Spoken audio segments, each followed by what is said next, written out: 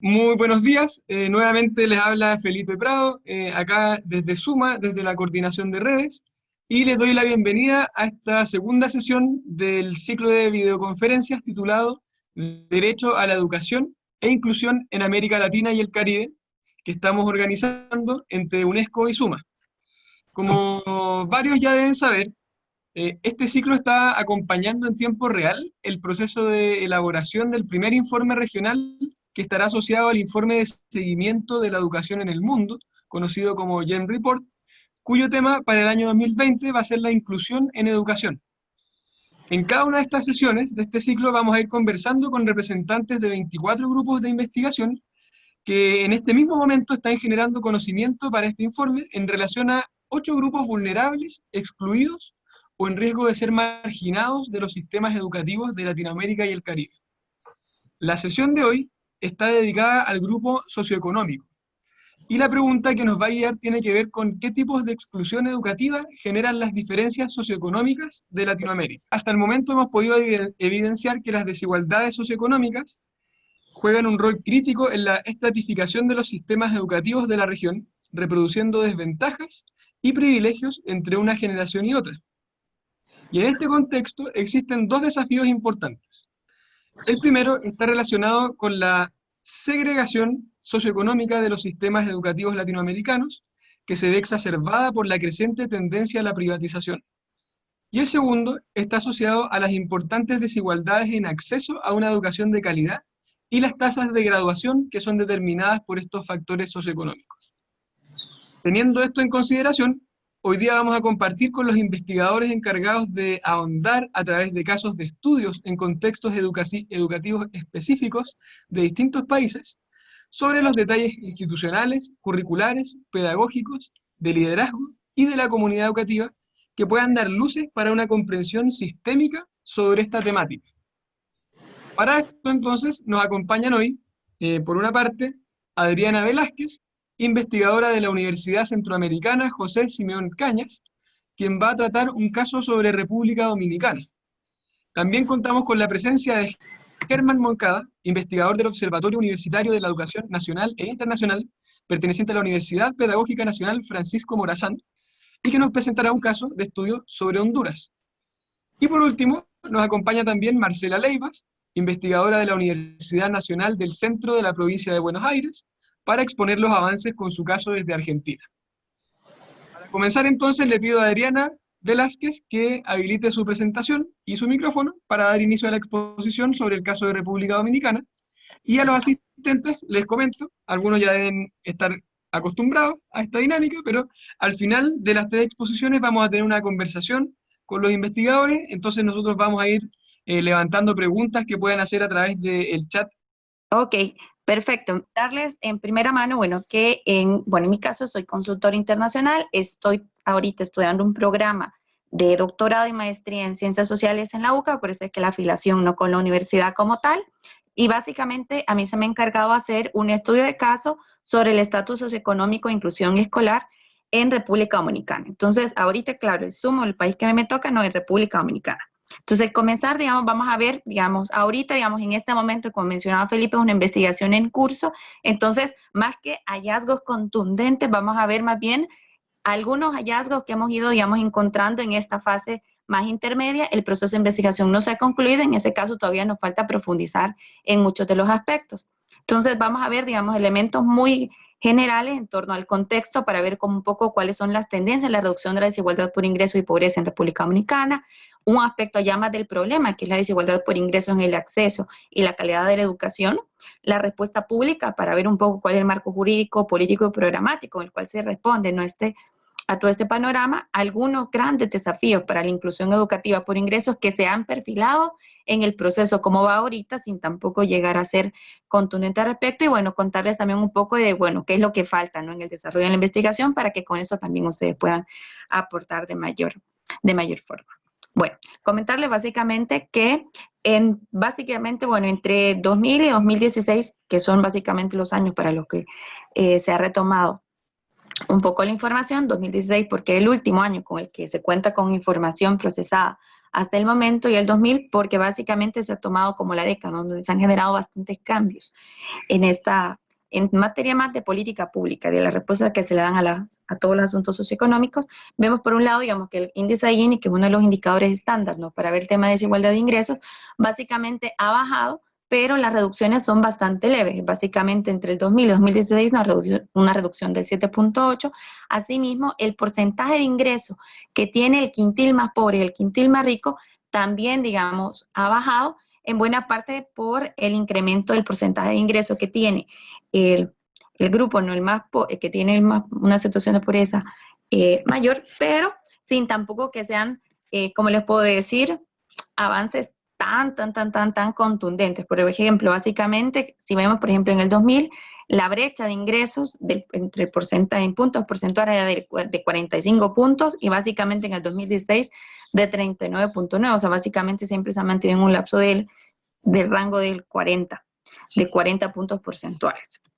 Y eso nos habla también de un buen panorama de la concentración de ingresos. Estos parámetros de concentración de ingresos también obviamente tienen una expresión territorial. Por ejemplo, bueno, el índice de desarrollo humano contempla diferentes subíndices, uno de educación, otro de salud y otro de ingresos. Y al ver, por ejemplo, al comparar las provincias en esta materia, se ve, por ejemplo, cómo provincias como el Distrito Nacional, por ejemplo, están, digamos, con un alto porcentaje de favorabilidad en materia de generación de ingresos, mientras que provincias como Elías Piña están incluso, digamos, con parámetros equiparables o semejantes a los que existen en diferentes países africanos. Ahora, esto, digamos, ¿por qué traigo esta colación? Porque básicamente, este mapa nos ha servido, bueno, de provincias para seleccionar los casos, para seleccionar unos casos de estudio que vamos a tener sobre diferentes centros escolares, los que están unos ubicados en una provincia la más rica de todas, ¿no?, que el Distrito Nacional, y la más pobre, que sería Elías Piña. Básicamente, bueno, comentarles, Elías Piña es una provincia que está muy fronteriza con Haití. Ahora, si vemos ya un poco, digamos, ya nos cambiamos del zoom de desigualdad y vemos un poco más la pobreza monetaria, que vendría a ser un poco, bueno, ¿cuál es la expresión de esa desigualdad en términos de suficiencia de ingresos para asegurar el determinado consumo de vida? Vemos básicamente, bueno, que hay una reducción básicamente en los diferentes grupos de edad, pero hay todavía, digamos, una concentración muy marcada de la incidencia de pobreza en la población que está en una edad escolar, que vamos a ver, por ejemplo, de 0 a los 24 años, que abarca, por ejemplo, desde aquellos que están en fase de educación inicial, pero también los que están ya en una edad universitaria. De ahí, la otra cosa también que se puede ver es si ya vemos, por ejemplo, el zoom de pobreza monetaria por años de instrucción, que bueno, son los años educativos, ¿no?, que tiene la población, básicamente, bueno, se conserva todavía la premisa de mayor educación, menor incidencia de pobreza, pero es muy importante notar que se ha registrado un leve aumento de la incidencia de la pobreza que registran ya los grupos poblacionales que tienen de 10 años educativos o más, lo cual está básicamente, digamos, genera una alerta, ¿no?, sobre el deterioro que tiene la educación como un recurso que nos permite, ¿cómo les puedo decir?, librar a la gente de la pobreza. Entonces, aquí, digamos, se van generando, digamos, también otras dinámicas sociales que más allá de decir, bueno, no tiene nada que ver hablar de pobreza con educación, sino más bien intentar entender cuáles son las dinámicas que están detrás de este deterioro en materia de acceso y calidad, porque al final y al cabo no se trata de decir, bueno, ya en las políticas de pobreza ya no importa hablar de educación, sino más bien de qué es lo que está pasando en el mundo de la educación, que eso ya no se está traduciendo en el rédito que antes tenía. Y eso también, digamos, está muy relacionado con otras vicisitudes que ocurren en este otro plano, ya más socioeconómico. Ahora, y en esa parte, digamos, llevamos un poco, bueno, ¿cuál es la relación que hay entre la desigualdad por ingresos y escolar? Básicamente, el primer problema con lo que nos topamos es la ausencia de datos que vengan o en todo caso que estén generadas por las mismas estadísticas escolares. Las estadísticas escolares por lo general, digamos, se generan por nivel educativo, por sexo, por región, pero no básicamente por una estratificación socioeconómica. Y en eso, digamos, notaba, digamos, una primera limitante de que, claro, para hablar de esta desigualdad ya nos toca usar, por ejemplo, otros instrumentos como las encuestas de vida, en este caso se han usado más encuestas que han sido procesadas por del panorama más laboral de la población y que abarcan o agarran, digamos, muestras que son representativas para los diferentes segmentos etarios, pero esto ya viene como un poco a decirles que dentro del Sistema Nacional de Estadísticas no son estadísticas que vienen en sí del Ministerio de Educación, sino que de otro sistema estadístico general. Y aquí eso ya nos va partiendo, nos va alertando sobre ya un divorcio que hay entre la política pública que se genera de todo aquello asociado con la reducción de la desigualdad y la pobreza, con todo lo que se genera desde la política educativa. Entonces, básicamente, digamos, según, digamos, estos datos que se han podido encontrar para el 2000, entre 2000 y 2016, básicamente, digamos, vemos que la población que básicamente está en una edad de nivel primario de 6 a 12 años, se ve, digamos, básicamente una reducción entre las desigualdades de la asistencia escolar, pero que digamos igual, digamos, valga la pena destacar que son, digamos, existen y que se van ampliando a medida que va avanzando la misma edad escolar. Por ejemplo, ya de 13 a 17 años, vemos que la brecha todavía, digamos, sube ya en algunos, ya más de cerca de 10 puntos porcentuales, y cuando ya estamos hablando ya de la brecha educativa, que ya están en la edad universitaria de 18 a 24, pues básicamente, digamos, ya supera los 15 puntos, está cerca de los 15 puntos porcentuales. Y es en esta parte, digamos, sí hay, digamos, vale notar que la brecha educativa en la edad escolar más cercana a la primaria, básicamente ha bajado, mientras que la que está de 13 a 17, que es la secundaria, la brecha en el en la asistencia escolar ha subido, y en el caso de la universitaria hay una ligera, digamos, disminución en todo este periodo, básicamente, del 2000 en adelante. En el caso, digamos, de esa asistencia escolar, obviamente, digamos, como ya mencionaba Felipe en su introducción, en el marco de la privatización que se ha registrado de los servicios educativos, se ve básicamente la alta segmentación que hay entre quienes asisten a un centro escolar privado y quienes asisten a uno público. Básicamente aquí solo muestro aquellos, digamos, que asisten a un centro escolar privado y vemos básicamente, bueno, la notable diferencia que hay entre el quintil más pobre y el quintil más rico. Pero, digamos, en todos los casos se ve básicamente una tendencia relativamente al alza en esta, tanto, digamos, de la asistencia escolar que registra el quintil más pobre como el quintil más rico, pero la brecha en todo caso de asistencia, básicamente en la primaria, digamos, está más que todo a la baja, precisamente por el auge que tiene la misma asistencia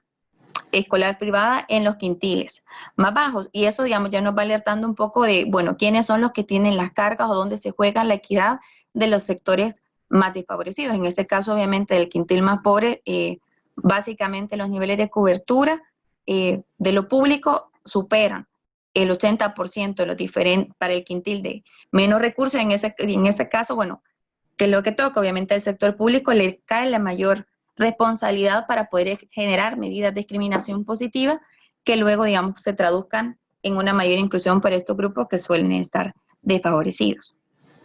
Ahora bien, en materia de logros educativos, si nos fijamos únicamente en los años promedio de escolaridad, básicamente, digamos, se ve que aquellos que tendrían que tener, digamos, haber culminado por lo menos los 6 años de estudio cuando ya tienen de 12 a 14 años, básicamente, digamos, ya se ve que las poblaciones, digamos, han ido avanzando de manera un poco más acelerada en esa consecución de escolaridad, y esto, digamos, también, digamos, no solo pasa a aquellos que deberían de tener finalizada la primaria, sino que aquellos que también ya tendrían que estar avanzando en la educación secundaria y en la educación universitaria, o aquellos que también tendrían que tener ya algún año o curso de educación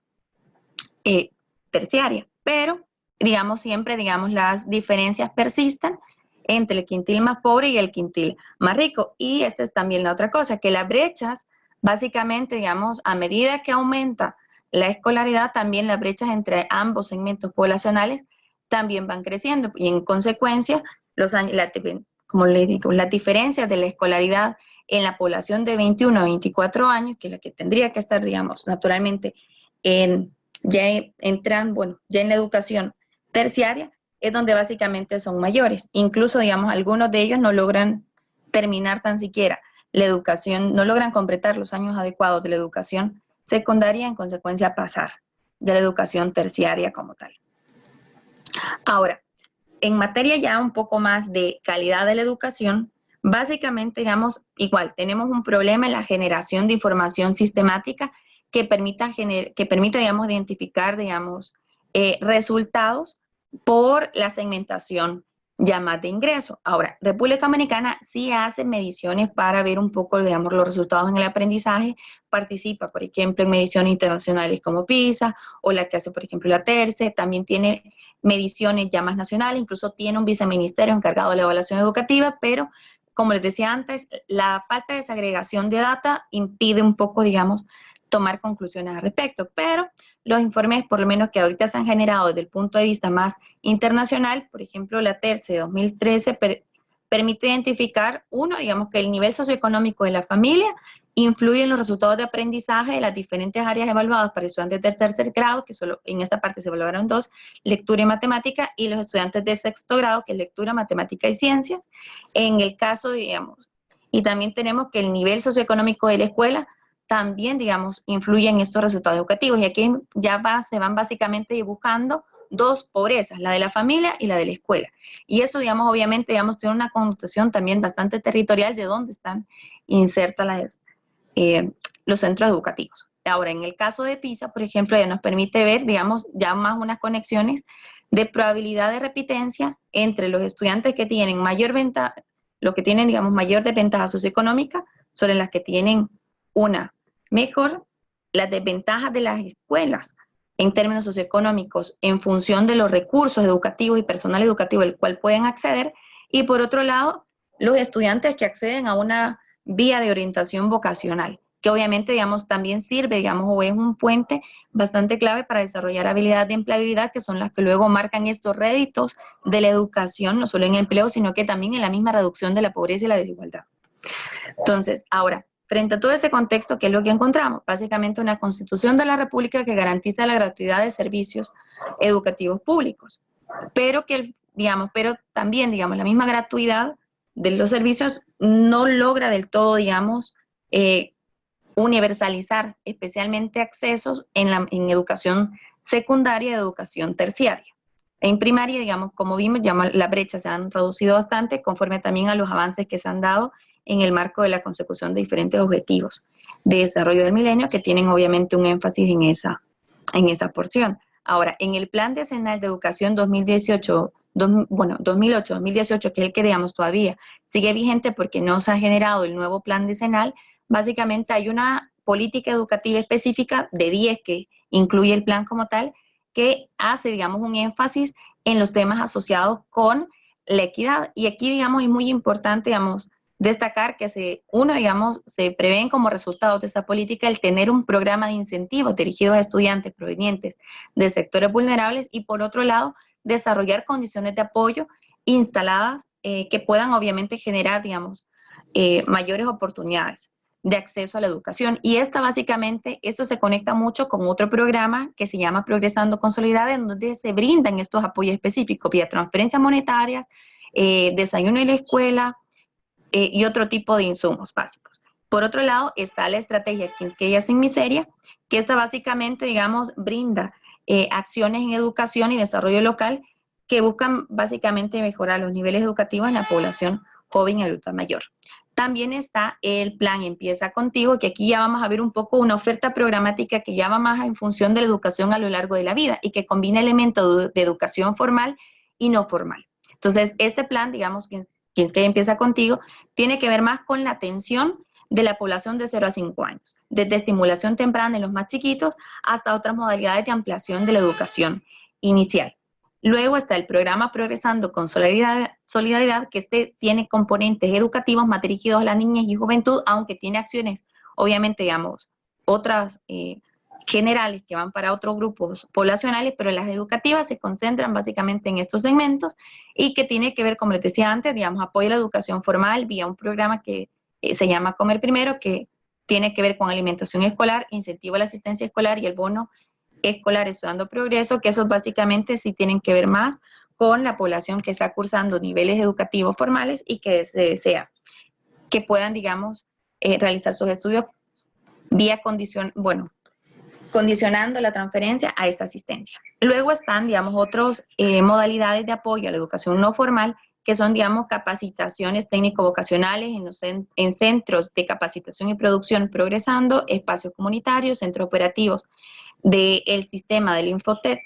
y también están los centros tecnológicos comunitarios. Hay también integración de los capacitados a programas de pasantías con pagos de incentivo, con el que se pretende obviamente ya desarrollar habilidades para el trabajo, ya digamos, in situ, y de ahí están otros mecanismos de acompañamiento sociofamiliar para el cumplimiento de los planes de desarrollo que la familia tiene, incluyendo los asociados con los logros educativos de los diferentes miembros del hogar. También está el programa Quisqueya Cree en Ti, que este es un programa más de alianza público-privada, que está dirigido a la juventud y que busca mejorar el alcance de la capacitación técnica y los programas de políticas de inserción laboral para los jóvenes de bajos recursos de 15 a 29 años. Está otro programa que se llama Quisqueya Aprende Contigo, que se está dirigido a la juventud y adultez, que busca en una primera fase, digamos, cerrar brechas de alfabetización. Por otro lado, digamos, favorecer la continuidad y la culminación de los estudios de educación básica bajo modalidades flexibles. Y aquí incluimos también, por ejemplo, la escuela nocturna, la escuela a distancia y demás elementos. Y de ahí están otros más asociados con la capacitación ya de los nuevos letrados para que ellos puedan insertarse ya en la vida laboral. Ahora, en términos generales, obviamente todo esto oferta ustedes miran, bueno, y en el Departamento de Educación, bueno, ¿qué es lo que se ha encontrado? Bueno, pues en educación tenemos básicamente políticas más universales que no hacen una segmentación tan específica o esta discriminación positiva para la población de bajos niveles socioeconómicos. Entonces, por eso decimos, bueno, por un lado, digamos, esto también pasa por una ausencia de formación para la toma de decisiones que integre ambos mundos, tanto, por ejemplo, el de educación como el que está, digamos, alimentando todas las políticas de reducción de inequidad, y en esta parte, bueno, también ya traducir en lo operativo una mayor articulación de estos programas de protección social de complemento a la educación no formal y formal con los otros, digamos, más asociados en la materia educativa como tal. También, digamos, hay una convergencia de la pobreza de las familias y la pobreza de las escuelas. Y que aquí en esta parte, digamos, ambas se potencian, diría yo, digamos, mutuamente, y que también, digamos, están muy alimentadas por los mecanismos de distribución de los recursos financieros entre las escuelas públicas. Y aquí, digamos, una de las hipótesis que todavía me falta, digamos, corroborar es precisamente los criterios de asignación de recursos, que aquí tiene que ver un poco de dónde está concentrada la población escolar y también un poco los ingresos, y que al final del cabo pensar en una distribución de recursos por población educativa, al final lo que hace es también genera mayores desigualdades para aquellas poblaciones, por ejemplo, centros educativos ubicados en zonas rurales dispersas, que están, digamos, en una condición socioeconómica desfavorable y que no pueden tampoco avanzar mucho en esa materia. Hay también falta de capacidades comunitarias para movilización de recursos a favor de la reducción de la pobreza en los centros escolares. Eso quiere decir también un poco, bueno, cuáles son las capacidades del tejido comunitario para ver, bueno, si el Estado no puede hacer mayor cosa, bueno, cómo ellos pueden movilizar mayor recursos al respecto, y eso también tiene un poco que ver con las mismas pobrezas de las comunidades donde se insertan estos, digamos, centros educativos, y que no solo implica, digamos, desigualdades en materia de ingresos, sino que también de capital social, capital político, que sirve para apalancar estas otras diferencias. Y también, obviamente, digamos, un poco, bueno, ¿qué es lo que nos hace falta para poder alimentar un poco toda esta discusión que tenemos de los desafíos de inclusión socioeducativa? Bueno, ahorita estamos todavía completando el procesamiento de diferentes recursos bibliográficos y estudios especializados en la materia. Para la próxima semana se va a realizar una visita a República Dominicana en la que se van a poder comparar 4 centros educativos, uno de la Ponencia Nacional y otro de Elías Peña, que son como los dos extremos, ¿no? Para ver, digamos, cómo confluyen todas estas inequidades, más que todo de ingresos y de territorio, en los desafíos de la inclusión socioeducativa, vista a través de los actores clave, y también, digamos, falta desarrollar diferentes entrevistas informantes clave. Bueno, eso es todo, y según mi conteo me pasé 1 minuto, Felipe. Bueno, listo. Muchas gracias, Adriana. Gracias por la presentación. Y ahora, entonces, quiero pedirle a Germán Moncada, como ya les dije, investigador del Observatorio Universitario de la Educación Nacional e Internacional de la Universidad Pedagógica Nacional Francisco Morazán. Buenos días, buenas tardes. Es un gusto para mí tener esta oportunidad de compartir el avance que estamos teniendo en el estudio de caso de Honduras sobre el estatus socioeconómico y la inclusión escolar. En primer lugar, comentar un poco sobre el contexto del país en términos de la estructura demográfica y cómo está cambiando el país, pasando de una población que era bastante joven a un proceso de envejecimiento de la población que está en marcha, en donde la población joven se está volviendo mayoritaria, y eso, digamos, que impone un reto importante al sistema educativo. En este proceso demográfico que han vivido, que han transitado la mayoría de los países, actualmente en Honduras, digamos, se está exponiendo de una manera significativa en términos del bono demográfico, que hace que, digamos, esa población joven represente un desafío bastante importante para el sistema educativo. Sobre el tema ya del nivel socioeconómico visto desde el punto de vista de la pobreza, decir que el caso de Honduras, como pueden observar en la diapositiva, la línea roja muestra cómo el país a lo largo de esta serie de tiempo del 2001 al 2015, pues pueden notar que se encuentra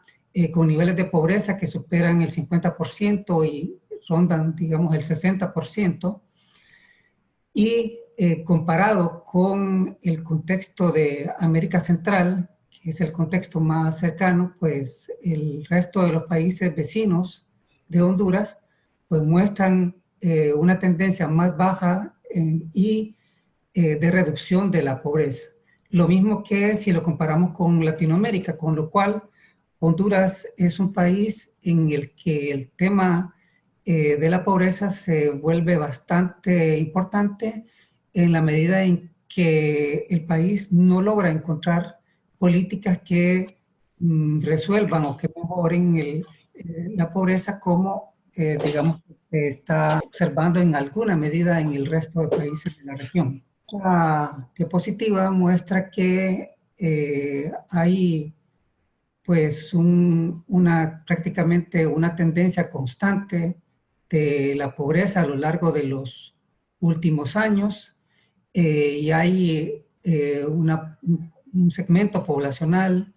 de casi 1 de cada 4 personas que no logra incluso obtener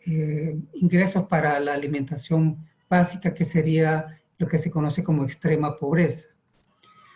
Y en términos del índice Gini, pues pueden observar que lo que se muestra es de que Honduras tiene pues una proporción bastante importante de desigualdad, en la medida en que supera el 50%, uno de los niveles más altos. De hecho, Honduras es el segundo país en la región latinoamericana en desigualdades y el tercero en el mundo, con lo cual pues el tema de las desigualdades es algo que es bastante acuciante en el país. La incidencia de la pobreza, pues como pueden observar en el área rural, pues la proporción de pobres es bastante mayor que el promedio nacional. También la pobreza, digamos, en el caso de los niños es bastante significativa, la pobreza infantil, y eso pues muestra que hay una vulnerabilidad de la población escolar en el tema del nivel socioeconómico. Según los niveles educativos, el ingreso visto desde la distribución en quintiles, pues muestra que la proporción de personas sin ningún nivel educativo es bastante mayor en el quintil más pobre, si se compara con el quintil más rico, que pues muestra un nivel significativamente menor. Y si comparamos en los niveles educativos superiores, en el quintil más pobre, vemos que apenas ronda menos del 1% de la población que tiene nivel superior, comparado con un poquito más del 25% en el quintil más rico, lo que muestra las disparidades que hay entre estos grupos según los niveles de ingreso. En términos de escolaridad, según ingreso, esta gráfica muestra la brecha que hay para distintos años. Se observa que más o menos esas brechas se mantienen a lo largo del tiempo, y para el quintil más pobre la escolaridad es casi la mitad de lo que es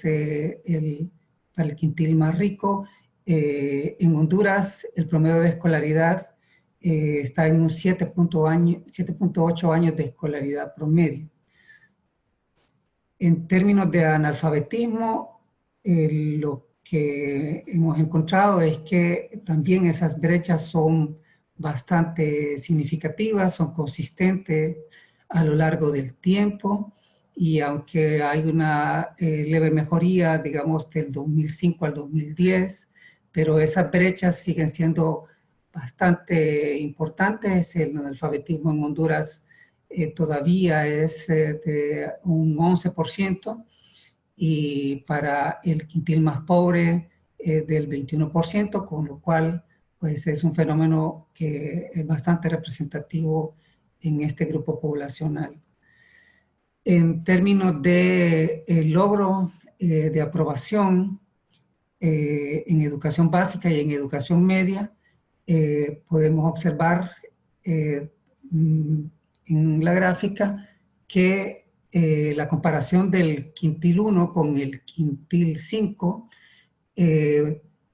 observemos principalmente la línea roja que representa el quintil 1, que muestra que en los primeros años de escolaridad, si se compara con la línea morada, pues andan bastante cercanos, es decir, los logros educativos son más o menos equivalentes, pero hay una brecha de logro educativo que se va abriendo en la medida que se van transitando los distintos grados, y cuando se llega más o menos al sexto grado y se pasa al séptimo grado, entonces vemos que las brechas se abren de manera bastante fuerte, bastante significativa, y esas diferencias, esas desigualdades se mantienen en los grados posteriores hasta la educación media, con lo cual el logro educativo pues es algo que afecta más al quintil más pobre. En términos de repitencia, de deserción, en esta tabla 4 y en la tabla 6 lo que vemos es que siempre las comparaciones por quintiles indican que la frecuencia de repitencia es bastante más grande en el quintil más pobre y mejora en el quintil más rico. Igual que la deserción es bastante mejor en el quintil más rico. Y si vemos las tasas de graduación, vemos también otra vez las diferencias porcentuales que muestran que se gradúan más las personas del quintil más rico. En términos de la parte normativa, de la parte legal, lo que encontramos igual es que la Constitución de la República de Honduras, que data del año 82, garantiza la igualdad y garantiza que la no discriminación y el acceso a la educación para todas las personas por igual, igual que el Código de la Niñez y Adolescencia del año 96 y últimamente la Ley Fundamental de Educación. Todo este marco legal asegura la no discriminación, la no desigualdad por distintas razones, incluida la parte socioeconómica, pero en la práctica lo que vemos es que más bien en los últimos años, específicamente del 2009, que hubo una crisis político-institucional de un golpe de Estado en Honduras, lo que ha ocurrido es que el presupuesto de educación del país se ha ido reduciendo de manera consistente y significativa, lo que ha dejado con menores posibilidades de inversión y de acceso a educación a las poblaciones más vulnerables. Y que es la cooperación internacional a través de distintos programas la que está tratando de dar programas alternativos con otras modalidades para dar acceso educativo a la población que tiene estos tipos de exclusión debido a estas distintas vulnerabilidades. Últimamente en Honduras se está discutiendo un plan estratégico del sector educación, con el cual se ha hecho un diagnóstico y se han hecho una serie de propuestas para poder afrontar estos problemas de desigualdad, pero todavía esto es materia de discusión y en Honduras no se cuenta con políticas específicas para afrontar estos problemas de desigualdad socioeconómica. En materia curricular hay distintos desafíos. Aquí apuntamos tan solo uno que tiene que ver con el material educativo, la medida en que hay poca disponibilidad de material educativo, pero incluso tenemos reportes de que aun cuando los docentes tienen material educativo, estos no son utilizados, y esto porque hay bastante resistencia por la falta de capacitación para utilizar estos nuevos materiales, lo que hace que las prácticas pedagógicas sean todavía bastante tradicionales. En términos de formación de los docentes, lo que hemos encontrado es de que hay todavía aproximadamente un tercio de los docentes del país que no tienen grado de licenciatura y que laboran especialmente en el sector rural y en contextos educativos más precarios, y eso afecta bastante la calidad educativa. E incluso en el nivel medio también hay docentes que no tienen un nivel de licenciatura para el ejercicio de la docencia. Como mencionaba, estos estudios también revelan la resistencia que se tiene para aplicar innovaciones educativas por la insuficiente capacitación. En términos de la comunidad escolar, hay estudios que sugieren que los padres no siempre se sienten apoyados por el Estado y que los padres que tienen menor edad, menos de 30 años, son menos optimistas con respecto al impacto positivo de la educación en el futuro de sus hijos, lo que indica que pues se está perdiendo la confianza en el sistema educativo por la escasa movilidad que asegura la educación en el país. La opinión sobre la calidad educativa disminuye conforme aumenta la escolaridad y la zona de residencia de los padres de familia. Un desafío bastante importante en términos comunitarios lo es el tema de la violencia. Honduras es un país en el que el tema se ha vuelto bastante significativo porque el país tiene dos de las ciudades ranqueadas, digamos, lamentablemente, como las 10 ciudades más violentas en el mundo, y entonces ese factor, como el de la migración, juega un papel importante como una agenda social que se cruza con el tema del nivel socioeconómico. Y hay datos sobre estudiantes que son víctimas de violencia, de bullying, de violencia comunitaria y de violencia, de distintos tipos de violencia. En términos de innovaciones o de estrategias educativas con las cuales el país trata de afrontar esas desigualdades socioeconómicas, vale la pena mencionar un programa de los últimos gobiernos que actualmente se conoce como Bono Vida Mejor. Es un programa que se basa en la idea de las transferencias monetarias condicionadas, que busca romper con el ciclo intergeneracional de pobreza y consiste en dar unos $405 al año en 3 transferencias y que beneficia fundamentalmente a la población de las zonas rurales. Según algunas evaluaciones, dice que esto aumenta de manera positiva la matrícula de los niños, la asistencia escolar, mejora la sobriedad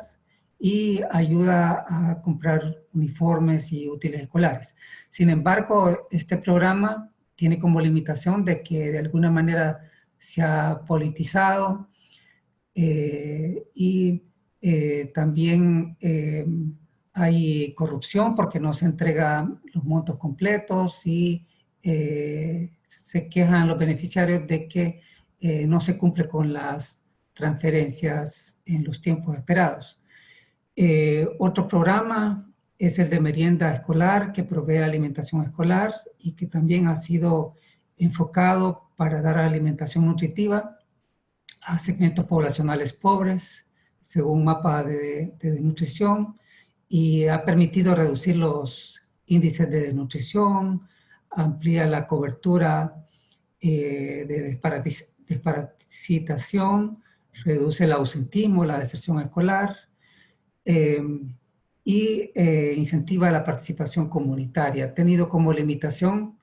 que los alimentos que se proveen no siempre se corresponden con la cultura alimentaria de la población.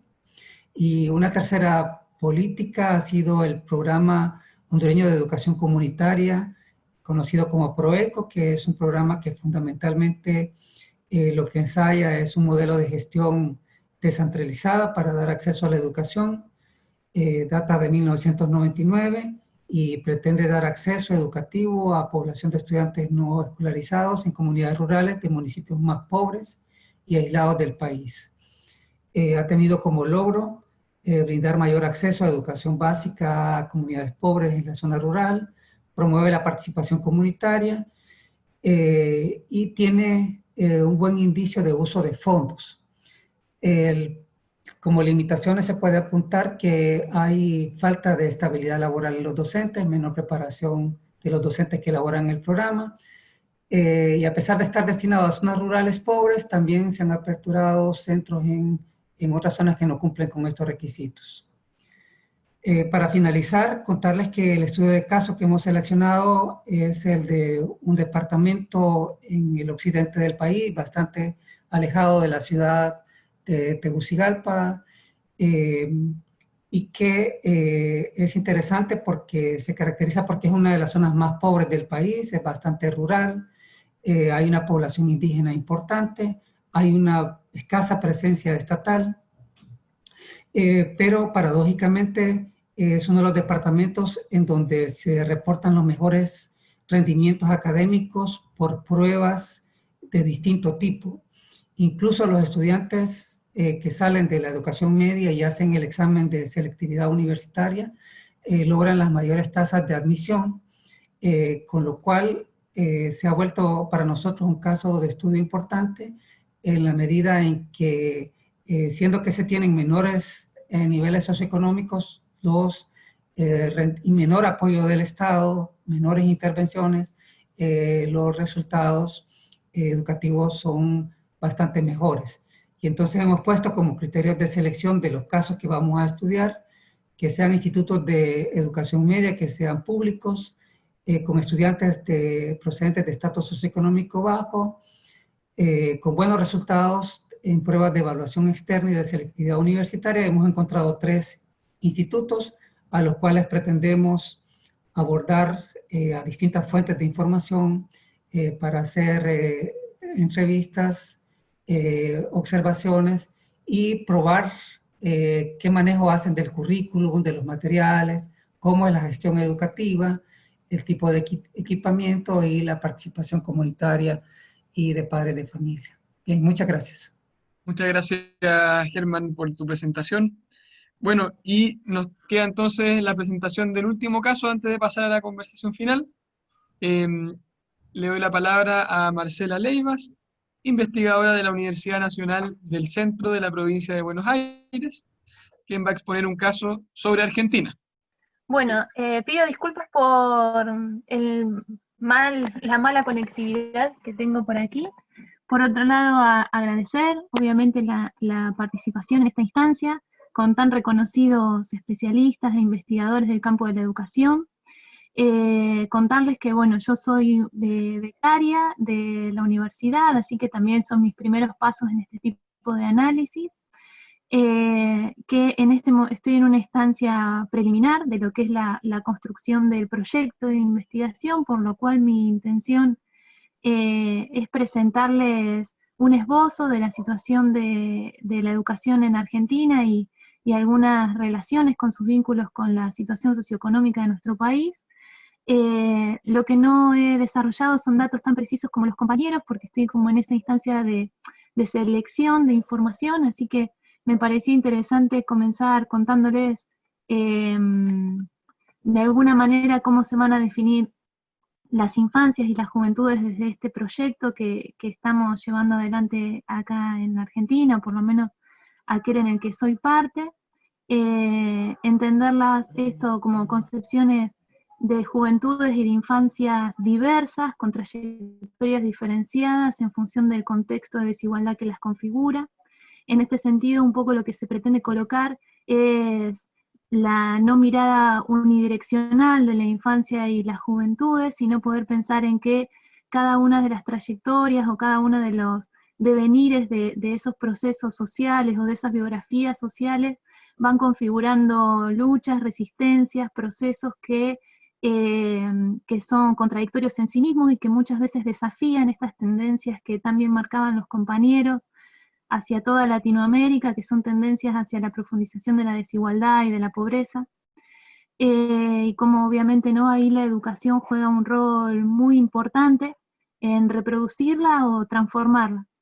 La normativa que en Argentina caracteriza, si se quiere, a esta población, uno podría decir que son 2. Por un lado, nosotros en Argentina hemos dado un debate muy profundo en relación a qué concepciones el Estado construye de la juventud y de la infancia, y este debate tiene como 2 momentos muy importantes. Un primero que se da con la configuración del Estado Nacional, en donde las infancias y juventudes son pensadas en 2 sentidos, por un lado como infancias y juventudes de derecho, y otra infancia y juventud que está más atravesada por las situaciones de pobreza, para la cual se configura una legislación específica, que nosotros decimos que es una ley punitivista, que es la conocida ley de patronato. En Argentina se da todo un debate por los derechos de la infancia y adolescencia, y se logra en el 2005-2006 sancionar una ley que es la Ley de Promoción y Protección de Derechos de la Infancia, 26.061, y en esta ley, como también contaba el compañero recién de Honduras, se propone que la infancia y adolescencia pueda ser pensada toda como sujeto de derecho y en contextos de vulnerabilidad, que sea el Estado quien garantice esos derechos, ¿no? Esto va a impactar necesariamente en la configuración del sistema educativo, de toda la población que hasta el momento era expulsada del sistema, debe ser incorporada al sistema educativo y ser considerada como sujetos con derecho a la educación. En ese mismo periodo también se sanciona lo que es la Ley Nacional de Educación 26.206, que es una ley que se propone ir de alguna manera en contra con una concepción mercantilista del sistema educativo. Es una ley nacional, bueno, que garantiza el derecho de la educación a toda la población y que además amplía la obligatoriedad hasta la finalización de la educación secundaria. Esto es novedoso para nuestro país y va a traer fuertes impactos en lo que es la estructura del sistema, sobre todo en este nivel de educación secundaria, que ha sido un nivel que históricamente ha sido pensado para la selección de la población, en tanto esa población acceda al mercado laboral o continúe sus estudios.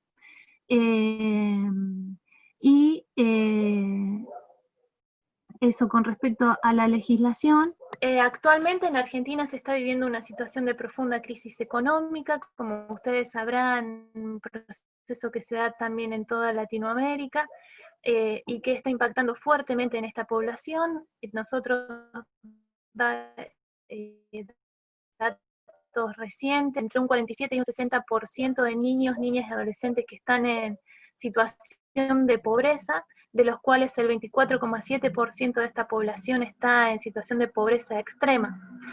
Esta situación, que se va agudizando desde el 2015 en Argentina, va a impactar en un sistema educativo que tenía garantizado desde los 5 hasta los 17 años de edad un fuerte acceso de la población al sistema, como ven ahí en los datos los pocos datos que he colocado. La cobertura en la primera infancia, que comienza en la obligatoriedad de la educación en Argentina desde los 5 años, registra una cobertura del 93,1% en todo el país. Del nivel primario, que va de los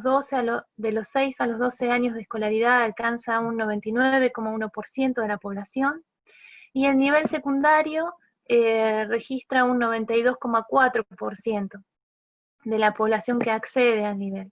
El impacto más fuerte de estas situaciones de vulnerabilidad económica se va a ver en los trayectos de estos niños y jóvenes por el sistema educativo. Se ha comprobado a lo largo de distintas investigaciones que el sistema educativo cumple una función muy importante en la contención de la población en contextos de vulnerabilidad económica y social. Nosotros en Argentina tenemos un sistema educativo que está diseminado por todo el territorio nacional y es en general a través de él que se aplican políticas sociales o políticas públicas que no son necesariamente educativas. Así que la escuela se ha convertido en un refugio para muchos de estos jóvenes, un lugar donde hay condiciones que en sus barrios, en sus comunidades, no acceden, como tener calefacción, tener luz, tener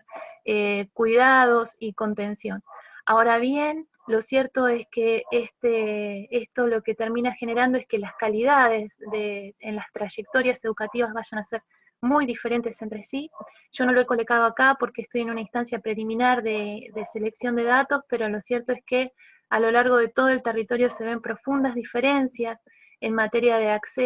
no de acceso, sino más bien de calidad en la trayectoria por el sistema. Nosotros tenemos una zona centro del país que tiene una cobertura, que tiene ciertas condiciones garantizadas de acceso, de permanencia en el sistema educativo, y lo que vemos es que tanto en el norte como en el sur, estas tendencias tienden a decaer. Lo mismo cuando uno analiza los indicadores de eficiencia interna, que en Argentina son medidos a través del Estado, con los indicadores de repitencia, sobredad y promoción efectiva. Cuando uno analiza estas trayectorias de estos jóvenes, lo que se observa es que esos indicadores de eficiencia interna varían en función del territorio nacional que se habite.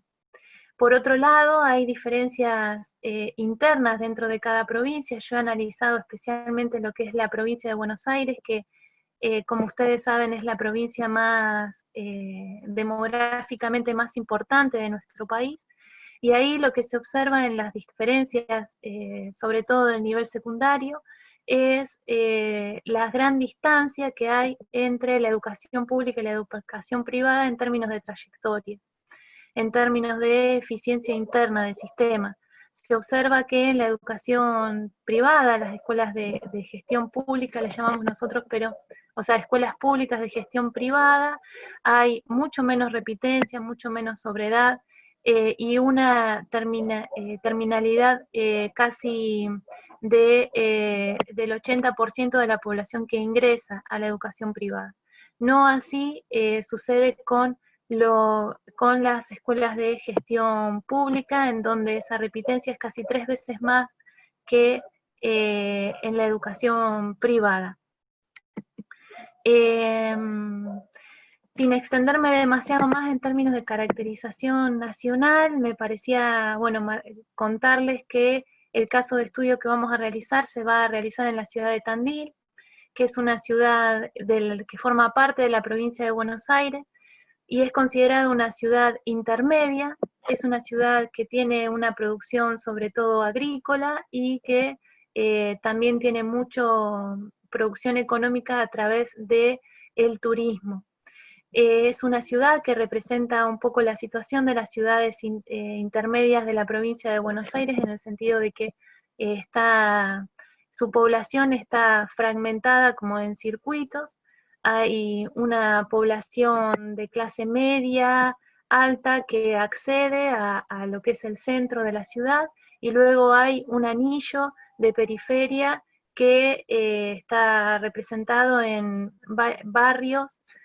comunidades, en donde, bueno, no hay acceso a cuestiones básicas como de cloacas, gas y demás. Es una ciudad que nosotros decimos está como dividida en dos, ¿no? Y allí es donde nosotros esperamos ver, conocer, indagar cuál es el comportamiento de esta población en el sistema educativo. Lo que sabemos a partir de otros estudios es que ese comportamiento ha sido segmentado, ha sido fragmentado, está desarticulado. Sabemos que en materia de educación secundaria hay una fuerte desarticulación entre ciclos. Nosotros en Argentina tenemos el sistema, la educación secundaria dividida entre ciclo básico y ciclo orientado, y las racionalidades que caracterizan a uno como a otro son distintas. Lo que se percibe es como en el ciclo básico la racionalidad es de contención, hay una tasa del 100% de la población que accede a este ciclo básico, de población en edad formal de asistir al sistema educativo, y cuando se accede al ciclo superior, lo que se observa es que esa racionalidad se modifica y ahí empiezan a aparecer fuertes indicadores de selección. Aspiramos a observar este comportamiento en la ciudad de Tandil, al igual que también poder observar comportamiento de las trayectorias entre el sistema privado y el sistema público, para ver si ahí observamos que existen diferentes construcciones en relación al conocimiento, en relación a la educación en sí misma como derecho, y otras cuestiones que puedan ir apareciendo. De alguna manera nos parecía importante marcar que las investigaciones nacionales han ido configurando distintos desafíos para lo que es el sistema educativo. En cuanto a los desafíos curriculares, nosotros en Argentina hemos pasado por cambios recientes de diseños curriculares.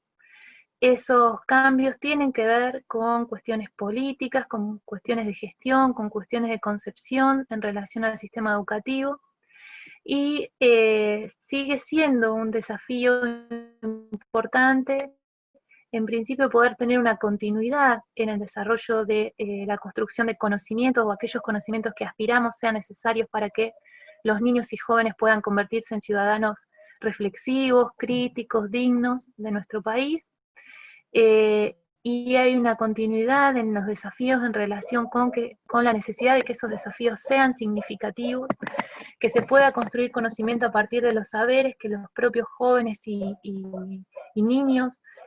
han ido construyendo a partir de su vínculo con la comunidad, a partir de su vínculo con su trayectoria social. y que esos conocimientos sean conocimientos que puedan ser complejizados y traducidos en conocimientos científicos y complejos, y también reflexivos. Lo que se observa, bueno, como les decía, en las distintas investigaciones, que los distintos saberes que van incorporando los jóvenes a lo largo de su trayectoria son saberes muy dispares en función de las condiciones socioeconómicas que los determinan. Es muy fuerte la distancia en materia de conocimientos adquiridos entre la población que tiene garantizados sus derechos básicos y aquellos que no. La intención es poder darle como más densidad y más de precisión a estas distancias, a estas diferencias a partir del estudio de caso. En relación a los desafíos de directivos y docentes, las investigaciones también han ido marcando cómo esta nueva ley nacional y la ley de promoción y protección de derechos del niño implica que sean incorporados a la dinámica escolar, a la cotidianidad escolar, trayectorias educativas que son muy distintas entre sí, y esto lleva necesariamente a que la propia institución y gestión institucional tenga que repensarse, tenga que reevaluar sus políticas, tenga que reevaluar sus condiciones, las condiciones que coloca para poder habitar el espacio escolar, y ahí se cruzan muchos desafíos que tienen que ver con cuestiones tradicionales propias del sistema, como también generacionales. El uso de las tecnologías, las nuevas dinámicas juveniles y de la infancia, las nuevas culturas juveniles. Bueno, todos estos son elementos que se incorporan a las gestiones institucionales y que también van a su estudio o su análisis en función de ver distintas realidades institucionales, va a permitir dar cuenta de, bueno, en la actualidad cuáles son esos desafíos y cómo se han ido ayornando en función del contexto, que como sabemos es un contexto cultural y por lo menos en Argentina económicamente muy hostil. Y finalmente los desafíos que decimos curriculares, nuevamente ahí, que bueno, que tiene que ver con cómo estos conocimientos se adecúan a las configuraciones culturales que actualmente está atravesando esta niñez y adolescencia. Y bueno, con respecto al estudio de caso, quería contarles que la intención es trabajar con una escuela pública céntrica de la ciudad de Tandil y con una escuela privada de élite de la ciudad, y con una escuela periférica, una escuela que es pública, de gestión estatal, pero que tiene como característica escuelas que contienen a una población que ve fuertemente vulnerados sus derechos. Así que bueno, esto es lo que les quería contar en términos más de presentación del trabajo, y espero en una próxima instancia poder tener más precisión con respecto a datos y a información que hacen específicamente al informe que se está proponiendo desde este espacio. Bueno, muchas gracias. Muchísimas gracias, Marcela, también por la presentación. Como aclaración, simplemente mencionar que la idea de estos webinars es ir mostrando el trabajo en curso, entonces por lo mismo, de repente los investigadores que han expuesto hoy se disculpan un poco, bueno, que no tengo los datos, pero esa es la idea, es decir, no se sientan mal por eso, la idea es vincular a la gente del ecosistema latinoamericano con el proceso mismo de elaboración del informe, cosa que si tienen también comentarios, preguntas, algo que aportar, lo puedan hacer, y que también cuando el informe ya sea publicado, entender un poco más qué es lo que pasó detrás de todo este proceso. Así que ese es el espíritu que acompaña esto. Y bueno, justamente por ese mismo motivo, tenemos ahora un espacio también de conversación con preguntas para los distintos expositores. Podríamos partir con una pregunta de Rosa Carranza. Ella es jefe del Departamento de Evaluación de la Calidad del Ministerio de Educación Pública de Costa Rica. Habla de la pobreza de las familias y la pobreza de presupuestos a las periferias siempre llegan la menor cantidad de presupuesto. Ha logrado República Dominicana en cuanto a política pública que eso se empiece a revertir. ¿Existe alguna estrategia que se esté implementando para hacer ver que si juntamos la pobreza de las familias con la pobreza de las escuelas, cada vez las desigualdades van a ser mayores, la carencia del acceso a la tecnología, la calidad curricular, etcétera, y esa desigualdad se va ensanchando, aunque mejoren las condiciones hacia el centro de los países. Bueno, ya tengo activo el micrófono. Bueno, justamente vi tu pregunta, Rosa, y ahí creo que el complejo, digamos, de políticas que hay que hacer precisamente, y esa es como una de las reflexiones que está en mi caso de estudio, es que no solo son políticas que vienen de educación, por ejemplo, hay mejoras de infraestructura vial, por ejemplo, que son, el Ministerio de Educación no construye carreteras, ya quien lo construye en todo caso son ministerios que están, por ejemplo, en infraestructura, de comunicaciones, de la vía pública. Hay también, digamos, otros tipos de condicionamientos que van, por ejemplo, ya más en torno de cómo elevas la misma, por ejemplo, nivel de ingreso de los hogares, que esos ya están, también vienen dados de otro tipo, digamos, de conjunto de política pública. Entonces, aquí creo yo que lo que hay que ver un poco es cómo se va o cuáles son esas rutas de política pública. Los desafíos son más clusters de políticas intersectoriales que permitan atacar los diferentes frentes que van generando obviamente una pobreza de familias y una pobreza de hogares, porque perdón, de centros escolares. Ahora, en esta parte, ahora sí hay definitivamente, digamos, hay cosas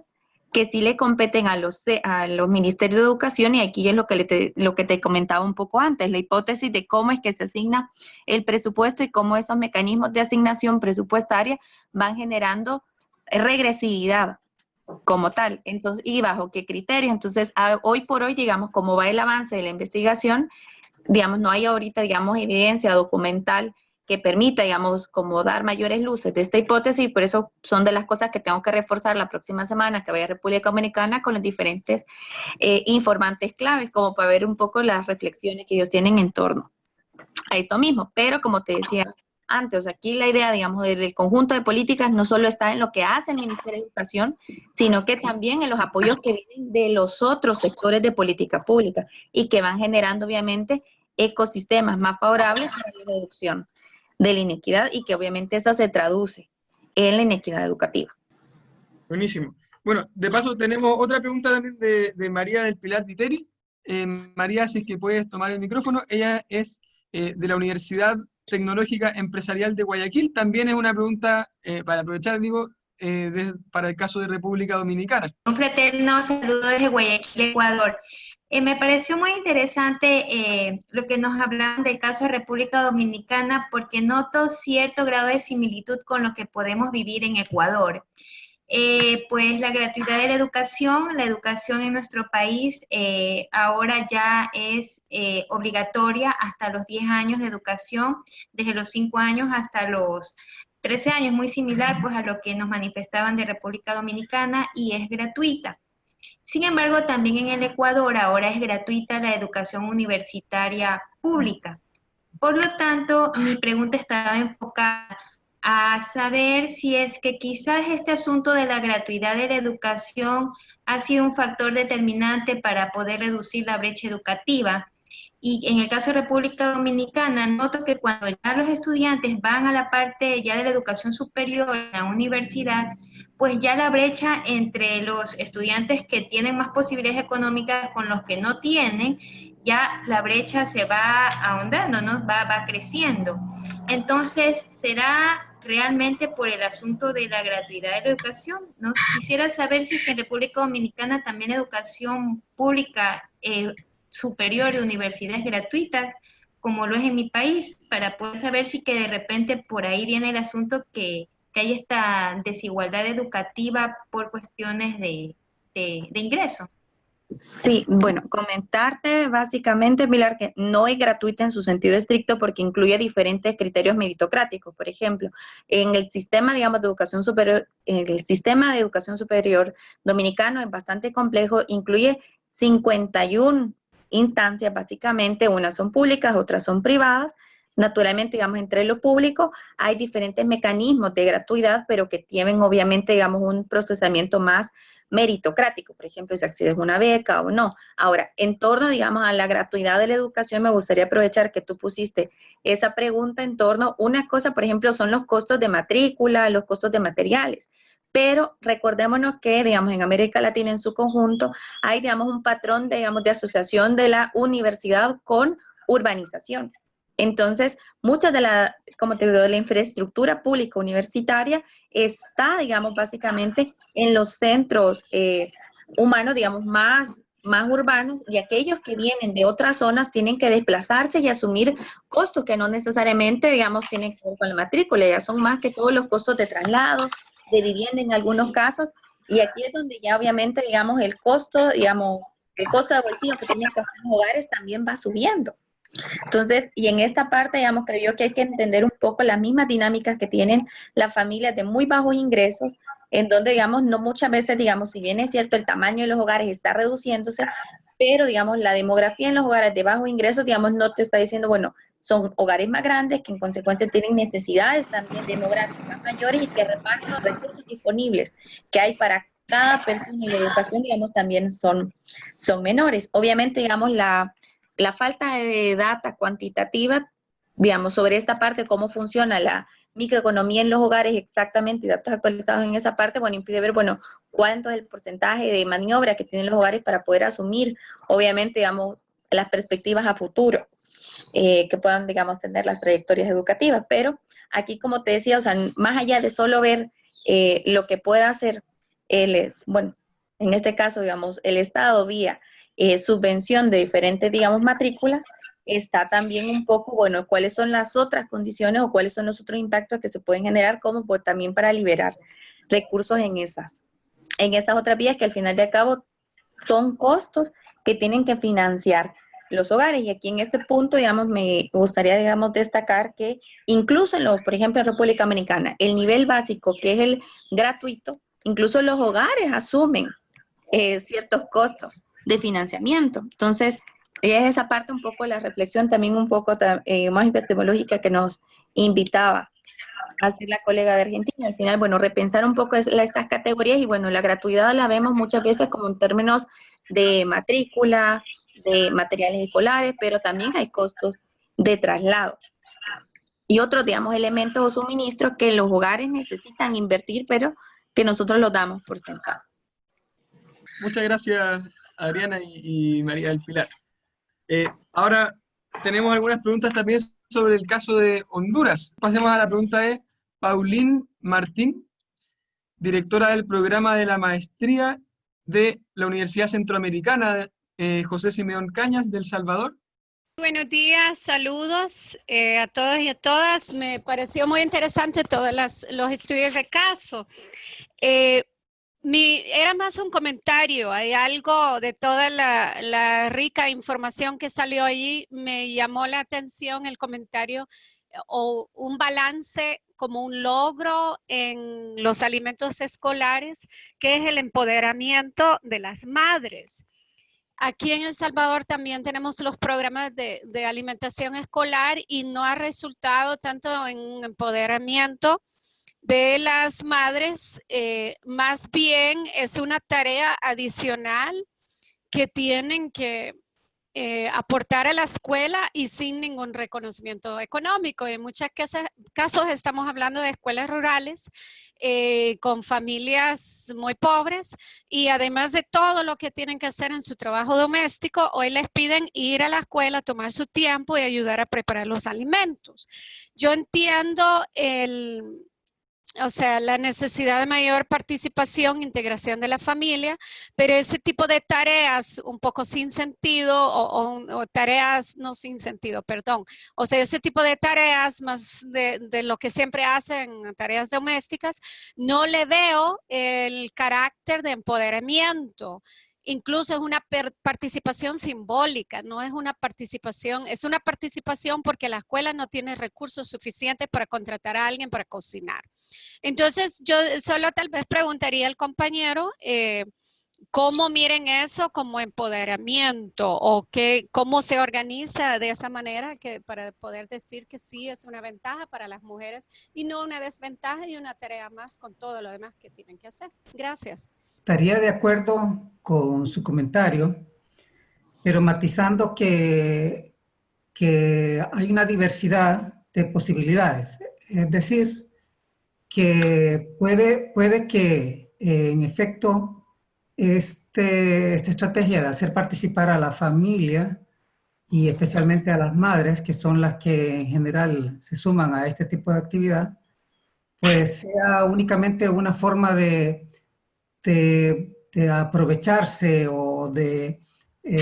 lograr ese objetivo de que hagan esa tarea de hacer los alimentos de los niños, de los estudiantes. Sin embargo, sí, la evaluación esa que revisamos del PMA, lo que reporta es que cualitativamente hay casos de comunidades en los que la participación de la comunidad y no solamente de las madres, en aspectos que tienen que ver con esto de los alimentos, pero también en aspectos pedagógicos de gestión del centro educativo, realmente es algo que efectivamente contribuye de manera bastante notable en los resultados educativos. Y pareciera que uno de los eslabones importantes en ese logro lo ha constituido esta pieza de la merienda escolar. Entonces, yo creo que en términos generales, eso que usted señala es bastante considerable y puede ser que eso sea así. No obstante, como le señalo, hay casos en los que un estudio cualitativo mostró que, en efecto, también hay casos en los que efectivamente se da ese empoderamiento no solamente en el tema de la alimentación escolar, pero más bien en otro conjunto de actividades que tienen que ver con la gestión del centro educativo. Una cosa, no sé si podía comentar algo de esa parte. Yo soy también especialista en políticas de protección social y precisamente, digamos, todos estos programas tienen mucho que ver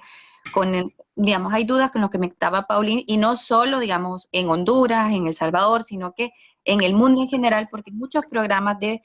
protección social no contributiva, como las transferencias monetarias condicionadas, estos programas de alimentación escolar, digamos, otorgan beneficios bajo el cumplimiento de ciertas condiciones.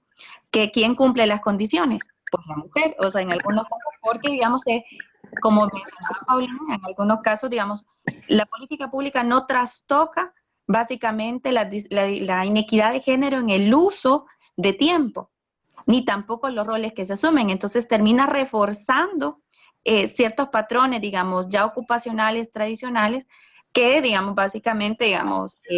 como te puedo decir, afectan la autonomía económica de la mujer. Básicamente, digamos, en términos sencillos, con lo que mencionaba Paulín, bueno, el ir a hacer, digamos, la comida a la escuela, que cuando no te pagan, te quita tiempo para vender tu tiempo bajo otras circunstancias. Te quita o te resta posibilidades para generar ingreso propio. Ahora,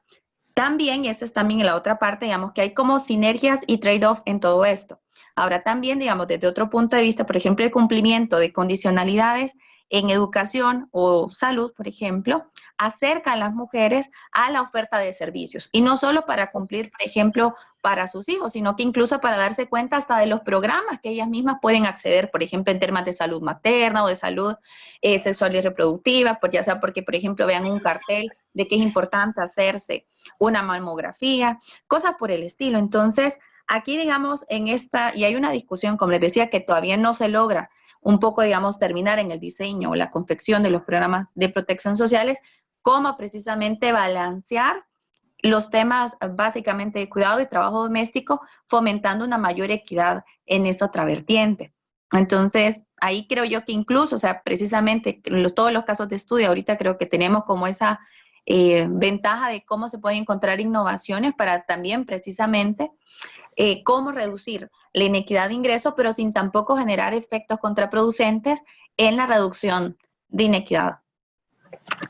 por ejemplo, de género e ingreso. Me parece en principio muy interesante el diálogo entre compañeros hermanos latinoamericanos con configuraciones de gobierno, de Estado tan disímiles. Respecto a lo que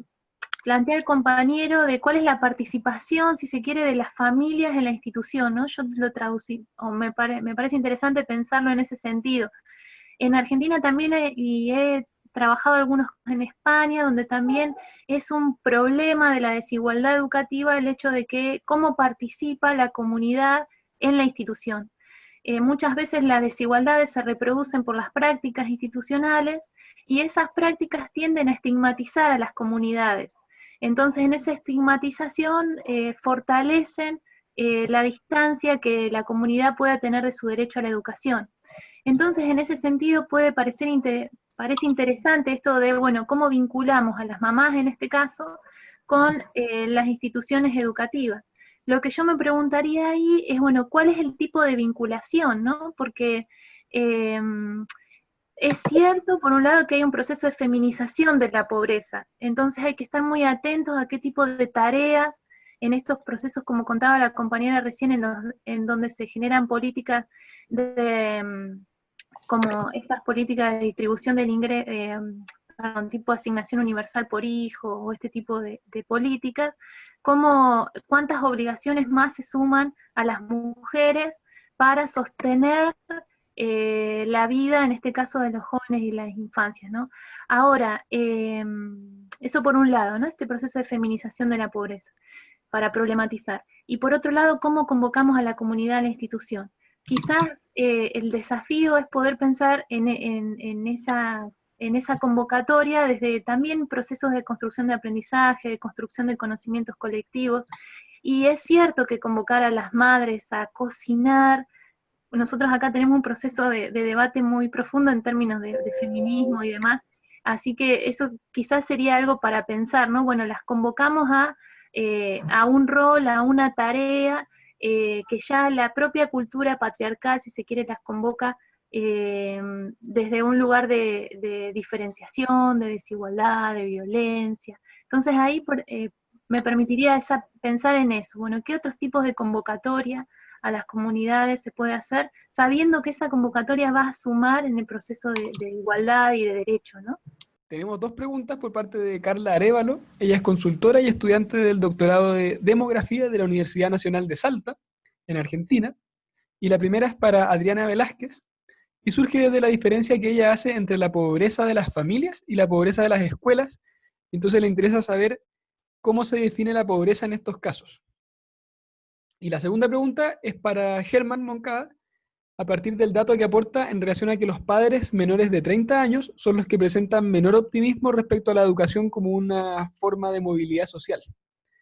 Entonces, frente a esto, Carla quiere saber si esto varía por condiciones de pobreza o es una característica de los padres más jóvenes en general, ya que podría ser que la falta de cumplimiento de las condicionalidades afecte más a las personas más vulnerables.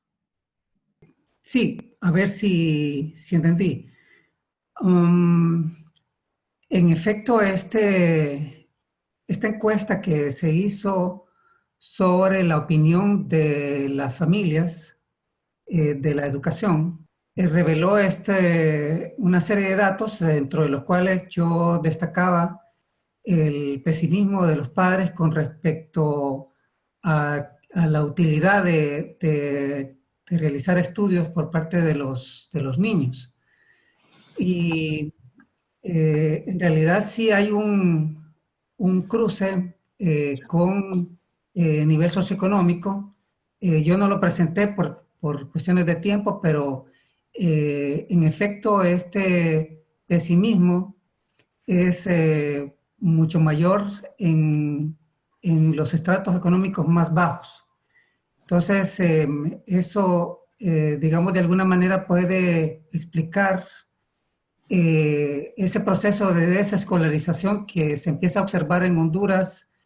en la medida en que van transitando los diferentes años escolares, que no son explicables exclusivamente por la falta de acceso educativo, que digamos que esa ha sido la política principal en Honduras, pero que más allá de tener acceso, el hecho de lograr retener a la población estudiantil está representando un gran problema en Honduras, porque las familias y los jóvenes en algún momento del proceso educativo dejan de creer en el sistema y entonces lo abandonan. Y respecto al asunto de las condicionalidades, sí, señalar que en efecto una evaluación que se hizo de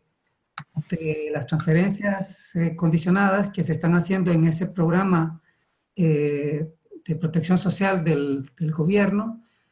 lo que revelaba era justamente que hay esos problemas en la gestión, en la administración de este programa, que hace que las entregas del dinero no se hagan en los momentos oportunos y que eso principalmente ocurra en los segmentos, en los sectores, en las áreas más aisladas, más rurales, más desprotegidas. Y entonces, claro, eso de alguna manera está en sintonía con que pues esas poblaciones más vulnerables son víctimas de esa mala gestión que se hace de este programa. Gracias, Germán. Tenemos la última pregunta del día de hoy. Es desde la oficina de la UNESCO de Santiago, con Ana Herrero y Carlos Vargas. Si es que pueden tomar el micrófono. Ahí estamos. Gracias, Felipe. Bueno, primero que nada agradecer las presentaciones que han sido todas muy interesantes. Y mi pregunta tenía que ver un poco con algo que ya se mencionó en los tres casos. Creo que en el caso argentino fue un poco más mencionado por Marcela, pero que es esta diferencia que hay entre la disponibilidad de oferta educativa, de escuelas en los núcleos urbanos, etcétera, y el acceso real que tienen las y los estudiantes y las familias para poder, digamos, garantizar el derecho a la educación, ¿no? Hay un gap importante entre disponibilidad y acceso y, en buena medida, el cumplimiento del derecho a la educación, el acceso real, obviamente la permanencia, el logro educativo, depende en buena medida de cómo se cubren esos gastos y esos costos asociados, ¿no? Los costos indirectos, aunque se trate de educación pública. Entonces, preguntar si esta dimensión está siendo considerada, particularmente me llama la atención el caso que presenta Marcela, porque si el trabajo en campo va a ser sobre escuelas que son muy disímiles en términos tanto de régimen público como privado, y obviamente en términos de áreas más y menos privilegiadas, pudiera hacerse a través del trabajo en campo un recuento, una narrativa, un análisis que quizá no esté en las estadísticas, pero que habla acerca de quién al final carga con los gastos y los costos y cómo esto es un impedimento al derecho a la educación. Bien, sí, claro. Desde ya que la educación gratuita, como también comentaban los compañeros, nunca es gratuita totalmente porque siempre hay costos que la atraviesan, y en el caso de los sectores más vulnerables, cuando esos costos no pueden ser asumidos, claramente hay una tendencia al abandono de su escolaridad. En Argentina se han dado algún tipo de, por ejemplo, los programas de transferencia condicionada, como la asignación universal por hijo, se garantizaba en tanto los jóvenes y niños participaban, o sea, fueran a la institución, o sea, que asistieran a la escuela. Y también hubo otro programa muy importante, que fue el programa de Conectar Igualdad, que garantizaba disminuir la brecha digital, y los jóvenes accedían a una computadora en la medida que participaban de la institución, o sea, solo podían usar, renovar sus créditos en las computadoras en la medida que asistían a las escuelas. Este tipo de políticas fueron, como algunos autores llaman Braslavsky, leemos acá, ecualizadores que permitieron que ese acceso y permanencia fuera más permanente en los casos de contextos de mayor vulnerabilidad. Lo cierto es que en contextos de crisis como el que estamos atravesando ahora en Argentina, esto se vio profundamente perjudicado y tal como dice el compañero, se ha agudizado esta posibilidad de los sectores más vulnerables de acceder al sistema educativo y sobre todo, como bien marcabas, de permanecer. Entonces ahí seguramente la intención a través del estudio es poder indagar las distintas trayectorias y cómo esas trayectorias están atravesadas por dificultades, no solamente económicas, obviamente, sino también muchas veces culturales, porque lo que observamos en las escuelas, ¿no?, es que, bueno, los docentes, directivos, inspectores tienen un cúmulo de capital cultural del cual carecen las poblaciones más vulnerables, e insisto con esto, en una situación como la que estamos atravesando ahora, donde hay un 60% de la población joven e infantil que está atravesando por situaciones de pobreza, ¿no? Así que sí, eso yo creo que va a ser un dato fundamental a relevar en el estudio, fundamental. Gracias. Ahora, particularmente, digamos, sí lo he considerado en las partes de financiamiento que todavía, digamos, no alcancé a procesar, pero sí hay datos, por ejemplo, sobre el porcentaje de gasto que hacen los hogares sobre, digamos, el gasto total en educación como porcentaje del PIB. No hay una secuencia de datos muy larga que permita como ver algún comportamiento estructural en esa parte, pero sí está por lo menos para el nivel de educación primaria, que básicamente tendría que ser gratuito, pero que justamente da cuenta de que, bueno, los hogares también aportan, y, digamos, de la educación secundaria. Ahora, hay también, digamos, otras fórmulas, pero lamentablemente, digamos, en el caso de República Dominicana, las encuestas, más bien dicho, el microdato y la metadata no está del todo liberalizada, pero que sí se pueden hacer ejercicios sobre, por ejemplo, a partir de las encuestas de hogares para propósitos múltiples, que no está, digamos, toda la serie como tal, o sea, tampoco es que tenga así como que hay bastante reciente, pero sí hay por lo menos para la década actual, que pueda analizar un poco la composición del gasto de los hogares y ver cuánto es que los hogares dedican, por ejemplo, a los temas educativos. O sea, lamentablemente, como les digo, o sea, no está tampoco la base de datos libre como para que yo la pueda agarrar y en ver SPSS y poderla, digamos, ver y dividir por quintil, pero son propuestas o ideas que pueden quedar como reflejadas en el caso de estudio, como yo le decía antes. O sea, hay también un tema de generación de evidencia para la política pública. Entonces, y aquí como la estadística educativa con la estadística socioeconómica no están conversando, obviamente, digamos, hay limitantes en estas partes, pero que ahí están los instrumentos de medición como tal, y lo que hace falta obviamente es que se puedan aprovechar de una manera un poco más contundente para la generación de evidencia, y también obviamente introducir políticas de gobierno abierto que permitan también a la comunidad de investigadores, pues, trabajar obviamente la base de datos que ya están generadas, pero no están libres como tal. Entonces hay que hacer todo un procedimiento para poder solicitarla y demás, que es bastante engorroso, pero, y que eso, bueno, queda supeditado que si dan o no dan la información, pero hay, como le puedo decir, hay minas que se pueden ir explorando. En la medida de lo posible se está intentando, y en caso de que no se pueda, bueno, pues se da la recomendación de cuáles son los caminos que se puedan tomar para poder obviamente transitar. Así es, como le digo, o sea, tener política pública basada en evidencia, pero en estos casos ya bien particulares de corrección de brechas socioeconómicas. Sí, solo agregar muy puntualmente que, en efecto, en el caso de Honduras, se da que hay disponibilidad de oferta educativa, pero curiosamente hay poblaciones que requieren, que demandan el servicio, pero no acceden. Y eso porque el diseño de estas ofertas educativas no se adecúa a las expectativas que tiene esta población, porque eso ha abierto un mercado importante de modalidades alternativas que, aunque son privadas o semi-privadas, tienen condiciones que estas poblaciones, aún sin tener los recursos, hacen el esfuerzo de ir a este tipo de ofertas, incluso pagando, por ejemplo, por los libros, porque tienen, por ejemplo, la flexibilidad, porque tienen los horarios, porque tienen las metodologías que se corresponden con las necesidades de esta población. Entonces, digamos que eso es interesante en esa discusión entre disponibilidad y acceso. Muchas gracias por la respuesta, por la participación de todos. Les quiero nomás, ya para ir cerrando el encuentro de hoy, comentar que la próxima sesión que vamos a tener va a ser el jueves 18 de julio. Aquí vamos a hablar sobre con el grupo de investigadores que está viendo el tema de discapacidad. Y lo interesante de esto es que, como vimos hoy, estos grupos que estamos trabajando en este informe YEM si bien están segmentados